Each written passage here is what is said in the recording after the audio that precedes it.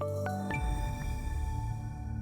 Japanese yen marked its lowest point against the dollar since going back to 1990, today marking at 160 before reversing, getting a little bit of strength and moving back towards 156. But a big move nonetheless, one that has been culminating. The yen has been down against the dollar. At the peak was down 13%, but ended up closing the session today at 156, down 10%.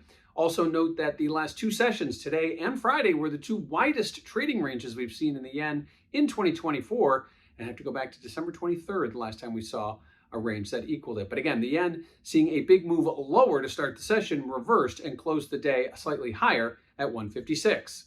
Now, what does this mean for volatility?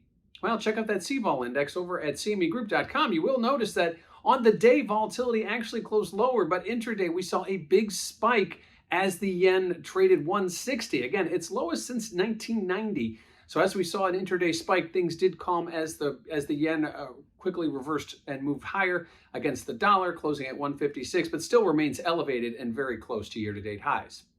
Lastly, let's talk about what we have later this week. The key events this week will obviously be FOMC here on Wednesday, followed by Mr. Powell's press conference. Obviously, the market not expecting any kind of rate shift in the U.S. However, looking for the Fed chair to give a little color and insight on where rates might go.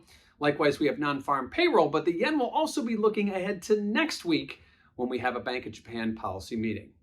So opening up the week, the yen gets to its lowest point against the dollar since 1990, trading at 160 before reversing higher, closing at 156 ahead of this week's FOMC non-farm payroll and next week's Bank of Japan meeting.